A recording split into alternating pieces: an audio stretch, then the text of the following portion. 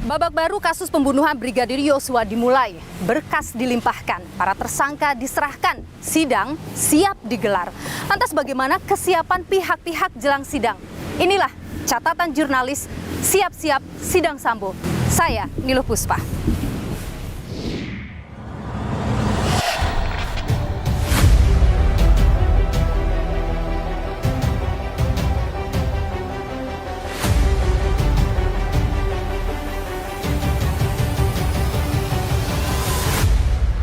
Sesuai dengan komitmen kami untuk memproses secara tegas, transparan.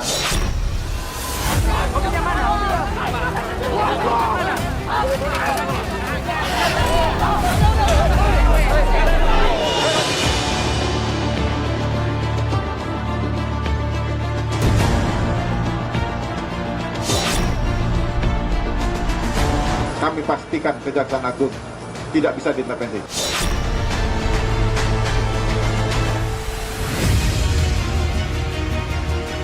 Situasinya bukan situasi yang gampang ya. Dia harus mempersiapkan mental ya. Kalau misalnya masih ada rasa seperti itu, bagaimana kemudian Eliezer akan mampu memberikan keterangan yang objektif yang sebenar-benarnya, Bung Roni? Dari semua bukti yang Anda punya, Anda merasa bisa meloloskan Bu PC misalnya dari pasal pembunuhan berencana 340. Apa yang harus dicermati oleh jaksa supaya tuntutan ini kemudian bisa maksimal di 340? Ada kemungkinan Ricky berada pada situasi tertekan, Eliezer juga begitu, mungkin sekali ya. Putri ini tidak tahu. Menurut Anda, Putri bisa lolos dari 340? Saudara, 3 bulan berlalu kasus pembunuhan berencana Brigadir Yosua. Polisi akhirnya melimpahkan para tersangka pembunuhan dan tersangka penghalangan penyelidikan ke Kejaksaan Agung. Pelimpahan berkas dan penyusunan surat dakwaan ditargetkan rampung dalam sepekan. Setelah semua rampung, maka Ferdy Sambo dan tersangka lainnya siap disidang. Babak baru kasus pembunuhan Yosua dimulai. Bareskrim Polri resmi menyerahkan para tersangka pembunuhan ke Kejaksaan Agung Republik Indonesia.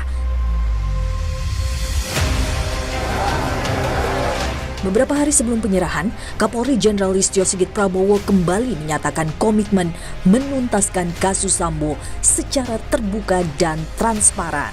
Kasus ini menyita perhatian publik yang sangat luar biasa dan tentunya juga berdampak terhadap kepercayaan publik terhadap institusi Polri. Oleh karena itu, sesuai dengan komitmen kami memproses secara tegas, transparan, tidak pandang bulu, sesuai dengan apa yang menjadi perintah dari Bapak Presiden. Kini, perhatian tertuju pada jaksa penuntut umum. Jaksa diharapkan mampu menghadirkan proses peradilan yang objektif dan transparan. Kami sudah punya sistem untuk melakukan itu. Jaksa kami jaga integritasnya, profesionalismenya. Saya yakin benar, intervensi tidak ada, ya. Karena negara kita ini negara hukum. Saat ini kami pastikan Kejaksaan Agung tidak bisa diintervensi. Semua pihak bersiap menanti sidang. Harapan pun disematkan, termasuk Ferdy Sambo, otak pembunuhan Yosua. Pesan Pak Ferdy Sambo dan Ibu Putri kurang lebihnya seperti ini. Kami menyadari ada kekeliruan yang pernah terjadi. Apa yang kami lakukan akan kami akui secara terbuka di persidangan. Harapan kami hanya sederhana. Semoga proses hukum berjalan secara objektif dan berkeadilan. Usaha Sambo menghadapi proses peradilan memang tak main-main. Mantan Kepala Divisi Profesi dan Pengamanan Polri ini bahkan menggait 2 mantan pegawai KPK memperkuat barisan kuasa hukumnya. Sebagai advokat, saya menerima permintaan menjadi kuasa hukum dan mendampingi hak tersangka dalam perkara ini secara objektif. Bahkan ketika saya dan Rasa Mala ketika bertemu dengan Ibu Putri secara langsung sebelum Ibu Putri menandatangani surat kuasa, saya telah menyampaikan secara terang bahwa pendampingan hukum yang akan dilakukan bersama tim adalah pendampingan hukum yang secara objektif. Kasus menyita perhatian. Jutaan pasang mata diprediksi akan tertuju pada jalannya sidang. Bagaimana kesiapan semua pihak? Saya ajak Anda untuk mundur ke belakang, saudara, bagaimana kasus ini bermula. Pada 8 Juli 2022 yang lalu, Brigadir Yosua Huta Barat yang merupakan ajudan dari Verdi Sambo, mantan Kadif Propam Polri, ditemukan tewas di rumah dinas Verdi Sambo di Kompleks Duren 3, Jakarta Selatan. Saat itu dikatakan kematian Brigadir Yosua ini karena baku tembak. Proses penyelidikan kasus ini berjalan lambat karena ada upaya dari sejumlah pihak untuk menghalangi proses penyelidikan kasus ini. Namun dalam sebulan polisi akhirnya bisa menemukan titik terang kasus ini. Akhirnya ada 11 orang yang ditetapkan sebagai tersangka, baik itu pembunuhan berencana maupun penghalangan penyelidikan. Dan saudara, 11 orang yang ditetapkan sebagai tersangka adalah Verdi Sambo yang diduga menjadi otak pembunuhan Brigadir Yosua. Sambo membuat perencanaan lalu memerintahkan anak buahnya, Barada Richard Eliezer, menembak Yosua pertama kali. Untuk menutupi kejahatan, Sambo membuat skenario palsu. Terjadi pelecehan seksual oleh Yosua terhadap Putri Chandrawati, istri Sambo, yang kemudian memicu terjadi baku tembak tersebut. Ajudan Sambo yang lain, Bribka Riki Rizal, dan sopir pribadi Sambo, Kuat Ma'ruf, diduga mengetahui perencanaan pembunuhan, bahkan Kuat disebut menyaksikan penembakan Yosua. Sementara itu, saudara, para tersangka penghalangan penyelidikan selain Verdi Sambo adalah Brigjen Hendra Kurniawan, Agus Nurpatria, AKBP Arif Rahman Arifin, Cuk Putranto, Baikuni Wibowo, dan Irfan Widianto. Dan yang mencuri perhatian saudara, usai pelimpahan berkas dan tersangka kemarin, sebelum meninggalkan Kejaksaan Agung, Verdi Sambo sempat mengucapkan permintaan maaf kepada sejumlah pihak, termasuk orang tua Brigadir Yosua.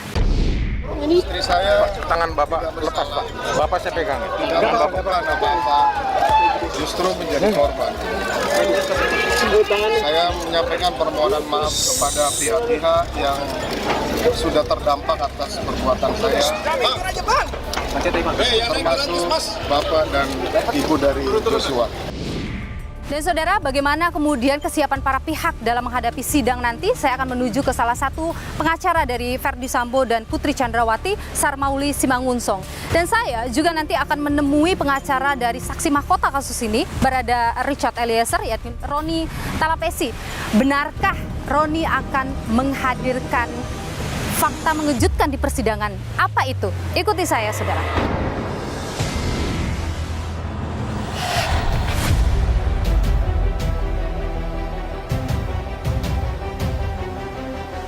Kami pastikan Kejaksaan Agung tidak bisa diintervensi.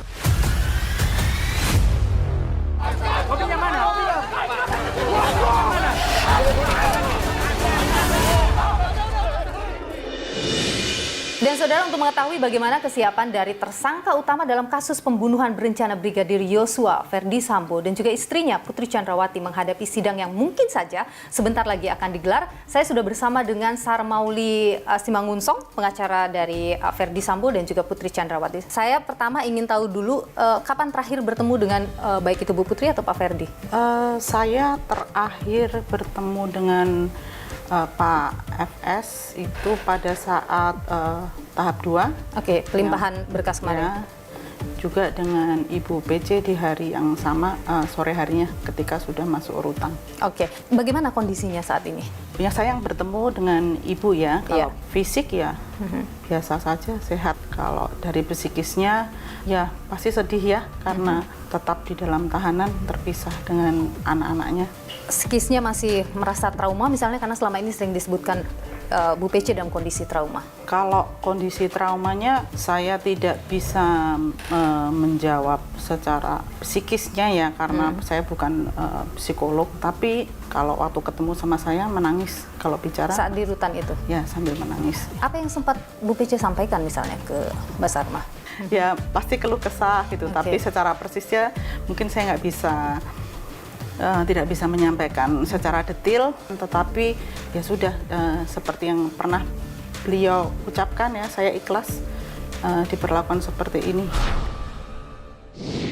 Saya ikhlas diperlakukan seperti ini dan saya mohon doa agar saya mampu melalui semua ini.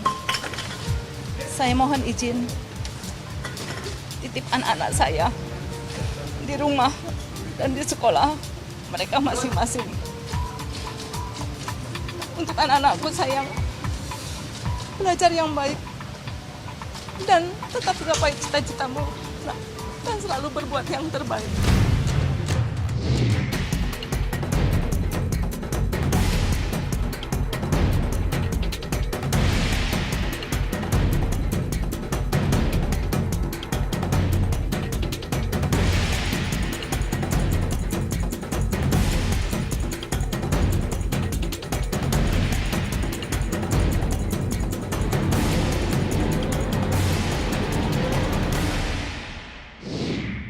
Anda tentu memang lebih fokus kepada Bu PC ya. Iya. Tapi bagaimanapun Anda satu tim juga dengan Arman Hanis Iya, betul. untuk menjadi kuasa hukum dari Pak Ferdy Sambo. Betul. Kalau Pak Ferdy Sambo sejauh ini komunikasi dalam tim kondisinya bagaimana secara mental dalam menghadapi persidangan? Karena ini udah ada babak baru gitu dalam kasus ini. Ya, pada prinsipnya Pak FS maupun Ibu PC dan sama juga seperti kita tim berharap supaya proses persidangan ini segera berjalan. Jadi semua fakta-fakta yang memang sudah ada, yang kita ketahui sampai saat ini bisa kita sajikan di persidangan yang bisa dilihat oleh masyarakat. Karena sidangnya kan nanti terbuka. Terbuka, betul. Ya. Sejauh ini tim akan berfokus pada apa nanti di persidangan ini? Tentunya seperti yang sudah tim kita juga sampaikan, ada beberapa fase kejadian supaya kita jernih berpikir dan melihat runtutan peristiwanya. Yang pertama itu dari mulai kira-kira tanggal 3 atau tanggal 4 Juli yang di Magelang sampai dengan tanggal 8 pagi. Itu fase pertama yang kejadian penembakan. Iya. Kemudian kita ketahui bersama ada fase kedua yang disebut fase rekayasa atau fase kebohongan lah yang kita sudah ketahui bersama. Dan kemudian fase yang ketiga ketika rekayasa itu sudah diketahui. Terbongkar dan kemudian ada yang baru. Ya, kita akan fokus ke situ dan supaya berpikirnya jernih kita harus memisahkan kejadian tersebut. Bahwa apa sebab akibatnya kejadian ini, apa sebab akibatnya, dan yang ketiga ini kan yang di fase ketiga ini kemudian sudah berubah. Semua BAP juga kemudian isinya berubah mengenai peristiwa yang fase pertama. Oke, kalau kita bicara soal sampai terjadi pembunuhan itu, yang selama ini selalu digaungkan adalah soal ada kemarahan yang kemudian menimbulkan terjadilah pembunuhan itu. Bahwa dirinya menjadi marah dan emosi setelah mendapat laporan dari istrinya PC yang telah mengalami tindakan yang melukai harkat dan martabat keluarga yang terjadi di Magelang yang dilakukan oleh almarhum Joshua. Kejadian itu memang mengarah pada pelecehan seksual? Bisa dibilang seperti itu.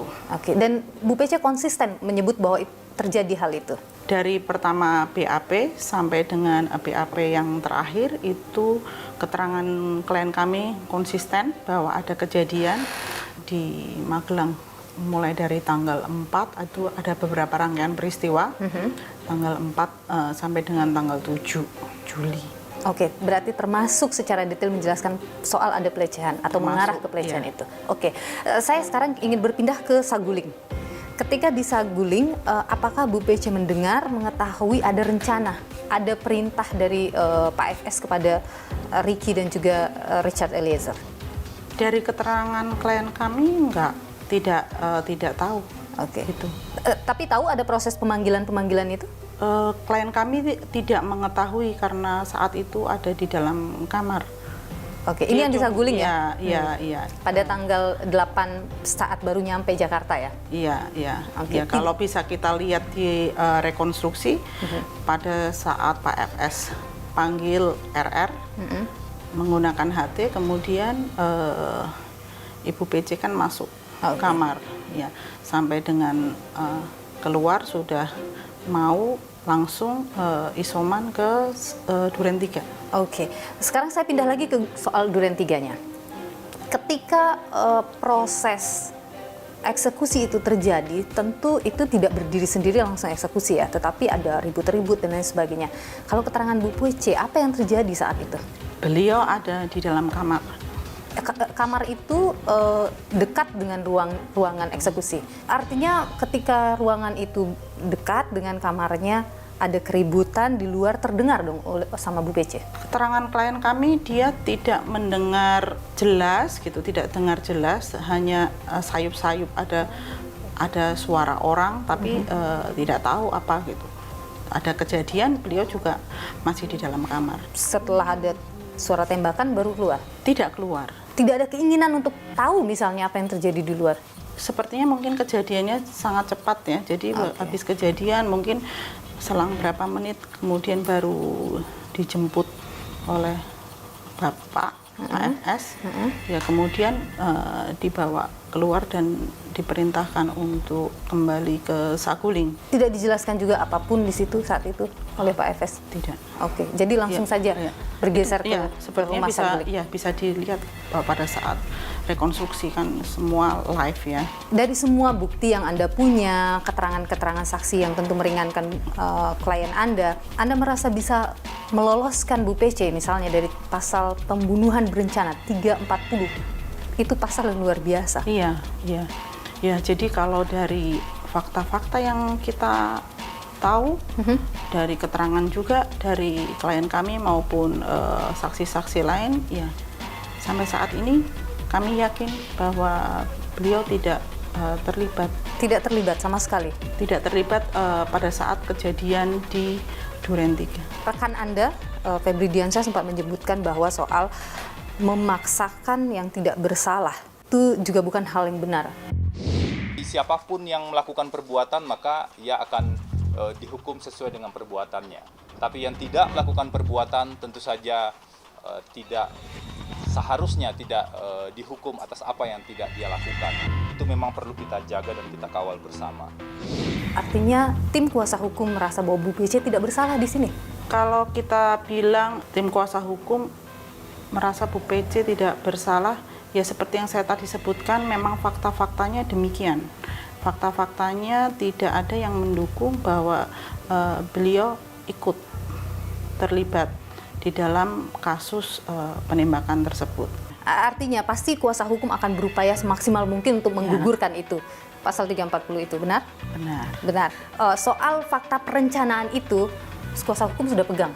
Kalau fakta-fakta pasti kita sudah mendapatkan yang disebutkan oleh klien kita. Bahwa itu diambil dalam keadaan emosi? Ya memang pada saat itu sangat emosi ya. Oke. Artinya Anda membantah ada perencanaan dalam proses pembunuhan itu? Sampai saat ini memang kita tidak melihat ada itu. Oke. Ketika kemudian disebutkan apa yang terjadi di Saguling, itulah proses perencanaannya? Ya pasti penyidik maupun rekan-rekan kejaksaan pasti juga punya alasan tersendiri dan yang kita belum lihat sampai sekarang karena belum terima berkasnya. Nah itu yang kita tunggu supaya bisa kita pelajari juga. Kalau sejauh ini apa yang kemudian tim sudah siapkan untuk kemudian menghadapi persidangan? Tentu pasti sekali lagi Anda pasti ingin menggugurkan 340 itu. Kalau persiapan khususnya memang tidak ada karena memang ya nanti pasti kalau sudah terima berkas kita akan pelajari bersama. Kalau persiapan yang lain ya sudah mengadakan research, ya putusan-putusan sejenis. Kemudian kita juga berkonsultasi dengan ahli-ahli, ahli pidana, psikiater. Oke. Berapa banyak saksi meringankan yang sudah disiapkan? Belum tahu. Oke. Pastinya ada, tetapi jumlahnya belum tahu. Untuk Ibu PC, Anda mengharap Bu PC terbebas dari semua tuntutan? Saya mengharapkan putusan yang terbaik untuk beliau, sesuai dengan fakta yang ada. Oke, baik. Kita akan lihat bagaimana perkembangan persidangan ini. Terima kasih Mbak Sar Mauli Simangunsong atas waktunya hari ini, pengacara atau kuasa hukum dari Ferdy Sambo dan juga Putri Chandrawati. Sehat selalu. Terima kasih Mbak Nilu.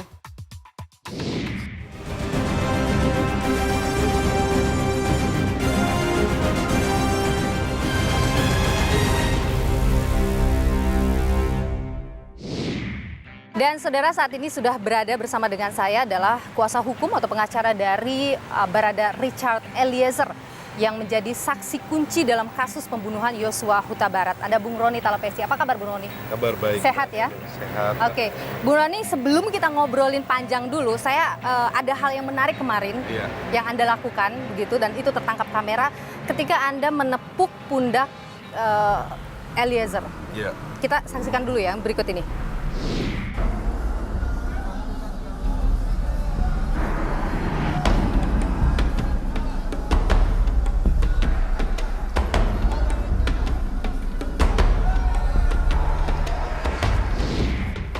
Kenapa itu? Ya Mbak Nilu, kan situasinya bukan situasi yang gampang ya. Ketika saya mendampingi, saya melihat bahwa memang ada ketakutan. Ketakutan seperti apa? Berhadapan dengan Sambo? Ya, dia sampaikan bahwa memang dia harus mempersiapkan mental ya. Oke. Untuk menghadapi Sambo? Untuk menghadapi proses ini persidangan. Menghadapi persidangannya atau menghadapi Ferdy Sambo? Menghadapi bekas atasannya ya, pimpinannya. Artinya masih ada rasa takut dengan Ferdy Sambo? Rasa kekhawatiran seperti itu. Kalau misalnya masih ada rasa seperti itu, bagaimana kemudian Eliezer akan mampu memberikan keterangan yang objektif yang sebenar-benarnya, Bu Roni? Selama proses ini kan kita coba meyakinkan saudara Baradae ini untuk tetap konsisten karena beliau merupakan saksi kunci atau saksi mahkota yang sangat diperlukan dalam proses ini. Saya melihat bahwa konsisten ini kan semakin hari semakin baik karena kita terus pantau dan kita terus dampingi. Nah, ada dari psikolog juga ikut mendampingi, kemudian ada rohaniawan yang ikut mendampingi, kemudian juga pun ada dari LPSK ya. Jadi supaya Baradae ini siap gitu secara mental untuk menghadapi persidangan. Apakah Anda yakin ia mampu menghadapi Ferdy Sambo di persidangan? Dan posisinya kan akan bukan dalam posisi mendukung Ferdy Sambo, nanti akan bertolak belakang dengan Ferdy Sambo. Bagaimana nanti Anda sebagai kuasa hukum akan bisa membuktikan satu keterangan dengan 4 keterangan berhadapan? Iya, kan yang kalau kita tahu ya, ada keterangan dari saudara Efes yang menyampaikan hajar, bukan tembak. Nah, ini yang berkembang di publik. Yang hajar itu yang di Rumah Duren 3. Rumah Duren 3. Harus kita pahami dulu nih, rangkaian dari Magelang, Saguling, sama Duren 3. Jadi kan ada fakta yang menyampaikan bahwa dari pihak sebelah sana, bahwa mereka bilang, woi hajar, bukan woi tembak. Tetapi di sini kan tidak bisa hanya keterangan hanya satu lokasi saja. Ada keterangan juga yang dari tempat yang lainnya, dari Saguling. Nah, hal-hal seperti itu nanti kita akan cocokkan dengan alat bukti yang lainnya. Kemudian ada juga yang disampaikan juga bahwa tidak ada yang melihat saudara Efes menembak. Jadi ini seolah-olah bahwa yang menembak semuanya itu adalah saudara Richard Eliezer. Tetapi ini nanti kita akan buktikan di pengadilan karena ada alat bukti yang lainnya. Menurut saya begini, terlalu dini sehingga kalau kita hanya berpikir pembelaan kemudian saudara Baradae ini diberatkan, menurut saya sangat tidak adil. Dan kita juga harus tahu bahwa Baradae ini merupakan saksi kunci yang sampai saat ini didampingi oleh LPSK. Menurut Undang-Undang Nomor 10 Tahun 2014 tentang Pelindungan Saksi dan Korban, itu sudah diatur sangat jelas bahwa saksi mahkota itu merupakan saksi yang sangat penting. Nah, di sini klien saya sangat kooperatif. Dia menunjukkan bahwa dia menyatakan kebenaran. LPSK juga kemarin sudah sampaikan bahwa Richard Eliezer ini konsisten. Ini menjadi pertimbangan dari LPSK. Nah, nanti kita akan juga mendorong kepada LPSK terkait dengan pasal 10 ayat A Undang-Undang Perlindungan Saksi dan Korban. LPSK ini bisa memberikan rekomendasi kepada jaksa maupun hakim supaya apa? Menjadi pertimbangan ketika proses hukum ini bisa meringankan saudara Baradae. Kalau begitu saya ingin bicara soal apa yang Anda sampaikan baru-baru ini, soal kejutan di persidangan. Ada beberapa fakta yang memang belum terungkap di publik. Apa itu akan kita sampaikan ke persidangan. Fakta yang mana? Kejadian yang di Magelang kah? Kemudian kejadian Saguling kah? Atau Saya kejadian belum bisa Duren 3? sampaikan. Kalau saya sampaikan ini merupakan bahan pembelaan saya di pengadilan. Tapi sudah ada gambarannya tentu? Sudah ada gambaran. Fakta itu adalah fakta kejadian saat ada di semua rangkaian cerita dari semua rangkaian. Iya. Artinya di 3 lokasi itu semuanya nanti ada di situ. Ada saksi tambahan yang menguatkan itu. Saksi yang kita siapkan adalah ahli, kemudian saksi yang meringankan ya. Ada berapa orang yang Anda siap? Kurang lebih 5 orang. Sementara kita pelajari ya setiap profil dari saksi yang meringankan ini.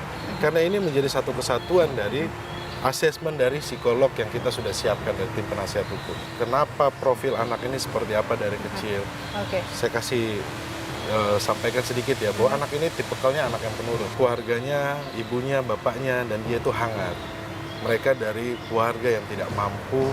Kemudian Richard ini sejak dari kecil, dia berusaha untuk survive. Dia berusaha untuk sekolah, dia membiayai biaya sekolah dia sendiri.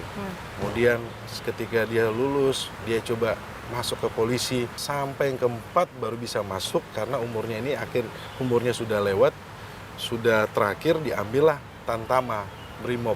Kemudian dia ini menjadi lulusan nomor 1 loh di Sulawesi Utara. Kemudian anak ini mempunyai jiwa sosial yang tinggi. Nanti kita akan menunjukkan kepada majelis hakim bahwa profil tentang Baradae ini seperti apa. Sehingga ketika dia melakukan penembakan itu dia berdasarkan perintah. Jadi yang Anda harapkan sebagai kuasa hukum adalah Richard Eliezer terbebas dari semua tuntutan? Itu kan target kami ya, tetapi dalam proses ini kami mempercayakan penegak hukum, jaksa maupun hakim akan bertindak adil sesuai dengan asas kehidupan berbangsa kita, keadilan sosial bagi seluruh rakyat Indonesia. Saya pikir bahwa keadilan itu juga pun milik dari orang yang tidak mampu, orang yang tertindas, orang yang kecil, dan itu Baradae mewakili. Kalaupun tidak tercapai target itu? Saya rasa bahwa aparat penegakan hukum ini punya hati nurani. Kami yakin bahwa dalam proses ini sudah diawasi oleh publik, kemudian ini juga instruksi dari Bapak Presiden. Kami yakin bahwa penegakan hukum ini akan berjalan baik, tidak tercederai dengan perilaku atau oknum-oknum yang akan coba mengganggu proses peradilan ini. Baik, persidangan sebentar lagi, dan tentu kita juga nantikan kejutan yang Anda sebutkan. Benarkah kejutan itu kemudian bisa meringankan dan membantah atau menganulir apa yang disampaikan oleh para tersangka dalam proses rekonstruksi dan lain sebagainya. Terima kasih Bung Roni Talpesi, pengacara dan juga kuasa hukum dari Barada Richard Eliezer. Sehat selalu. Sehat selalu Mbak Nilo.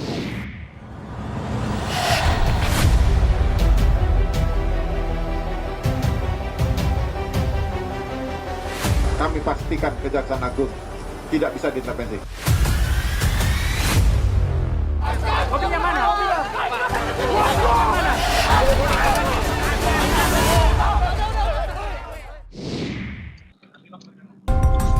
Pembunuhan Brigadir Yosua terjadi pada 8 Juli 2022. Insiden ini terjadi di Kompleks Polri Duren 3, Jakarta Selatan. Yosua meregang nyawa di rumah atasannya Verdi Sambo yang kala itu Kepala Divisi Profesi dan Pengamanan Polri. 3 hari berselang, kasus ini baru dirilis polisi. Kapolres Jakarta Selatan kala itu menyebut Yosua tewas dalam baku tembak dengan ajudan Sambo lainnya, Barada Richard Eliezer. Berdasarkan hasil otopsi, ini ada hasil otopsi tapi masih sementara, ya. Jadi karena masih sementara tidak akan kami bacakan semua. Namun kami sudah mendapatkan dari Rumah Sakit Polri Kramat Jati, di mana dari hasil otopsi tersebut disampaikan bahwa ada 7 luka tembak masuk dan 6 luka tembak keluar, dan 1 proyektil bersarang di dada. Belakangan, fakta mengejutkan disampaikan kuasa hukum keluarga Yosua, Kamarudin Simanjuntak. Kamarudin menyebut ada luka tembak di bagian belakang kepala Yosua. Luka ini tak pernah disebut polisi sebelumnya. Ada lem di belakang kepala, ketika diraba-raba ada lem, lalu dibotak ini rambut, lemnya dicopot, lalu ditusuk ke arah mata, mentok, tidak tembus. Tetapi ketika ditusuk atau disonde ke arah hidung tembus, berarti tembakan dari belakang tembus di puncak hidung. Itu yang dulu gambarnya saya tunjukkan dijahit. Nah, itu tembakan pertama. Fakta tersebut dipastikan benar setelah proses otopsi kedua dilakukan. Memang yang fatal adalah 2, yaitu di dada dan di kepala. Itu yang fatal. Skenario Sambo mulai runtuh tatkala Barada Richard Eliezer mengungkap fakta baru, Sambolah dalang pembunuhan Yosua. Tekanan ini kan termasuk permintaan pembuatan skenario. Seolah-olah kejadiannya begini. Padahal dalam kenyataannya kejadiannya tidak begini, tapi begitu. Nah, dia berubah dari posisi tekanan di mana harus berbuat begini, dan dia harus berkita apa adanya. Jadi ini ada perubahan. Belakangan, tersangka lainnya Ricky Rizal juga angkat bicara. Dia melihat yang pasti Richard. Kemudian karena dia berbalik arah, masalah Romer ada melihat ke belakang itu, dia berbalik lagi, tapi dia tidak melihat Pak Sambo menembak almarhum. Dia hanya melihat nembak dinding dan dekat TV tangga gitu. Itu yang dia lihat dalam rekonstruksi seperti itu. Upaya Sambo menghapus jejak pembunuhan Yosua telah gagal. Namun, dugaan pelecehan yang dituduhkan kepada Yosua terus jadi perhatian. Diketahui awalnya, dugaan pelecehan terhadap Putri Chandrawati disebut menjadi pemicu baku tembak. Apalagi setelah rekonstruksi, Komnas HAM dan Komnas Perempuan mengungkap ada dugaan kuat terjadi kekerasan seksual di Magelang sehari sebelum pembunuhan Yosua. Dapat dugaan kuat terjadinya peristiwa kekerasan seksual yang dilakukan oleh Brigadir J kepada saudari PC di Magelang tanggal 7 Juli 2022. Kami perlu menegaskan bahwa keengganan pelapor untuk melaporkan kasusnya dari awal itu karena memang merasa malu dalam pernyataannya ya, merasa malu, menyalahkan diri sendiri, takut pada ancaman pelaku dan dampak yang mungkin mempengaruhi seluruh kehidupannya. 11 tersangka kini telah diserahkan polisi pada Kejaksaan Agung. Peradilan 2 perkara, pembunuhan dan upaya penghilangan jejak pembunuhan Yosua siap disidangkan. Penegakan hukum yang cepat, transparan, dan berkeadilan dinanti. Dan saudara, untuk mengetahui bagaimana kemudian jaksa mempersiapkan untuk menghadapi persidangan nanti, saya hari ini sudah bersama dengan Kepala Pusat Penerangan Hukum Kejaksaan Agung Republik Indonesia, Ketut Sumedana. Pak Ketut, sampai dengan saat ini bagaimana proses membuat materi dakwaan terkait dengan kasus ini? Begini, jaksa sekarang ini mempunyai waktu sebenarnya 14 hari untuk mempersiapkan surat dakwaan, bagaimana membangun konstruksi yuridis daripada surat dakwaan ini sehingga betul-betul cermat nantinya, tepat dan lengkap, tidak ada suatu hal yang kira-kira kurang gitu loh. Apakah kasus ini menimbulkan kesulitan tertentu begitu? Kasus ini tidak hal yang rumit dan sulit. Kasus ini mudah secara pembuktian. Karena pelakunya sudah mengaku, korbannya ada, dan alat bukti yang digunakan untuk melakukan satu pembunuhan itu ada. Yang menjadi menarik kasus ini adalah ketika pelakunya adalah seorang aparat penegak hukum, korbannya seorang penegak hukum, dan TKP-nya dilakukan di rumah dinas jabatan penegak hukum. Yang kemudian masih menjadi kekhawatiran publik adalah bagaimana ketika pelaku jangan sampai lolos dari pasal 340, yaitu pembunuhan berencana. Mungkin ia memang mengakui bahwa dirinya melakukan pembunuhan, tetapi ketika ia tidak mengakui bahwa terjadi pembunuhan berencana, karena kan sampai dengan saat ini dari pihak polisi mengenakan sanksinya adalah pembunuhan berencana. Bagaimana itu di situ, Pak Ketut? Tentunya dalam surat dakwaan khusus terhadap 5 tersangka itu kita akan dakwakan pasal primernya adalah pasal 340. Subsidiarnya adalah pasal 338. Kewajiban bagi jaksa itu adalah untuk membuktikan pasal primer terlebih dahulu. Gitu loh. Artinya apa? Kita meyakini bahwa kasus ini harus bisa kita buktikan pasal primernya seperti itu. Jadi keyakinan kekhawatiran itu ya mudah-mudahan tidak ada lah, karena dari sisi teori dan dari sisi fakta yang kita lihat sendiri ya, dalam proses di media juga sudah sering diungkap ya, saya pikir 340 sih lebih pas ya, mudah-mudahan bisa seperti itu. Artinya Anda menjamin independensi dari para jaksa? Dari sisi independensi saya jamin sampai saat ini tidak ada tekanan apapun, tidak ada upaya-upaya apapun dari siapapun yang untuk mengintervensi proses pra penuntutan sampai penuntutan ini ya. Dan kami juga sudah menekankan pimpinan kita sudah menekankan kepada para JPU yang menangani perkara ini agar independen, ya, profesional, dan yang paling penting adalah berintegritas. Ada kekhawatiran juga yang muncul adalah jangan sampai, karena persidangan ini menarik begitu besar perhatian masyarakat, jangan sampai apa yang dihasilkan dalam persidangan adalah hanya untuk memuaskan dalam tanda kutip keinginan masyarakat. Begini, suatu proses hukum itu tidak ada memuaskan semua pihak. Yang paling penting bagaimana proses ini bisa diawasi, ya dikawal sehingga bisa berjalan kredibel. Bahwa nanti yang digunakan di dalam proses itu adalah fakta-fakta yang terungkap dalam persidangan. Tentu harapan nanti sidangan nanti bisa berjalan dengan transparan, adil begitu Pak Ketut. Terima kasih Pak Ketut Sumedana, Kepala Pusat Penerangan Hukum Kejaksaan Agung Republik Indonesia. Terima kasih, sehat selalu. Om Santi Om. Om Santi Om. Dan saudara, jelang sidang Sambo banyak sekali muncul di luar sana kekhawatiran bahwa potensi Sambo bisa lolos dari pasal 340 pembunuhan berencana dengan maksimal hukuman mati. Dan bagaimana juga jaksa seharusnya bertindak cermat dalam proses hukum nantinya, dalam proses sidang nantinya. Kita bahas bersama dengan kriminolog dari Universitas Indonesia, ada Profesor Adrianus Meliala. Saya langsung saja, ada beberapa hal yang digaungkan terus-menerus, yaitu soal pelecehan seksual yang kemudian terjadi kemarahan.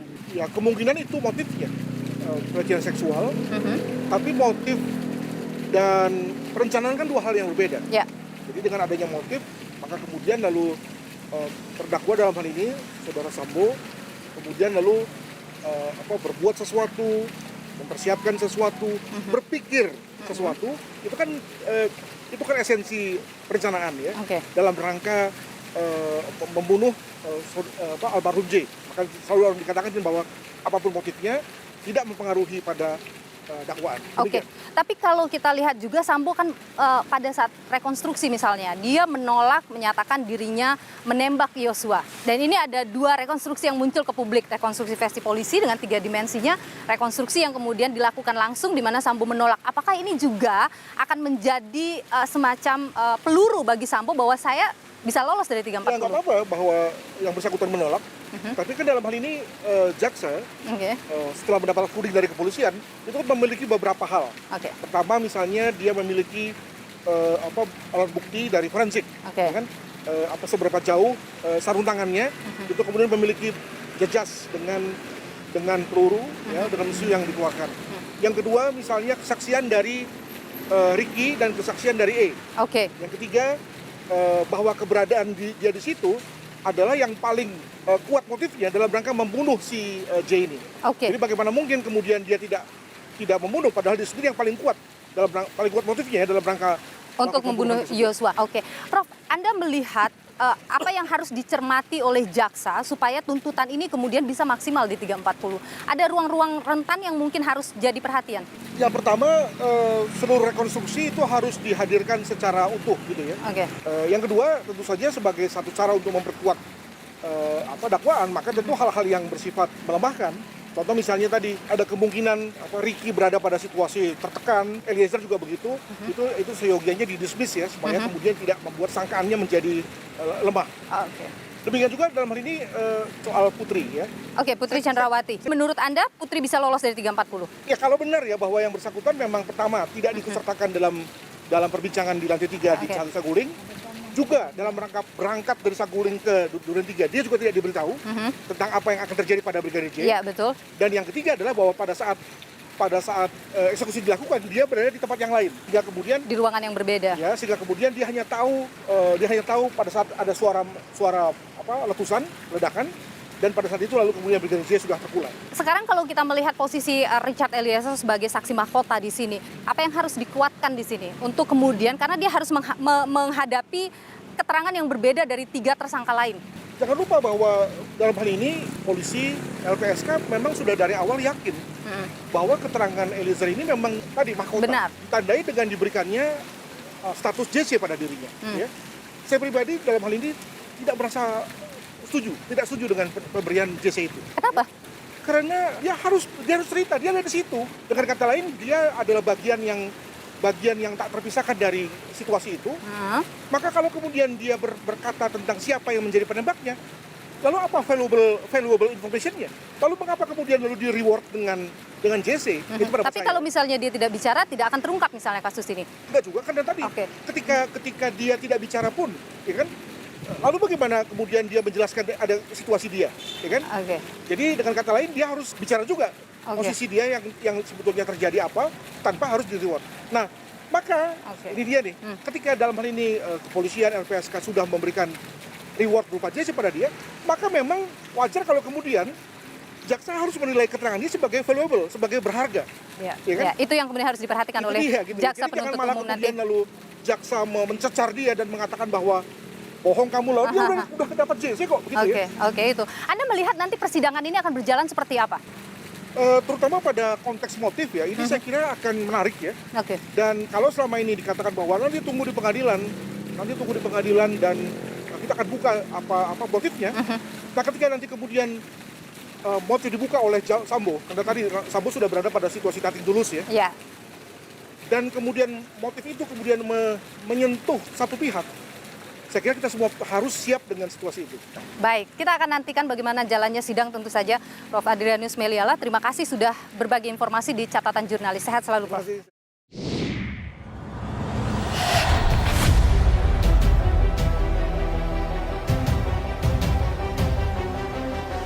Kami pastikan Kejaksaan Agung tidak bisa diintervensi. Kopinya mana?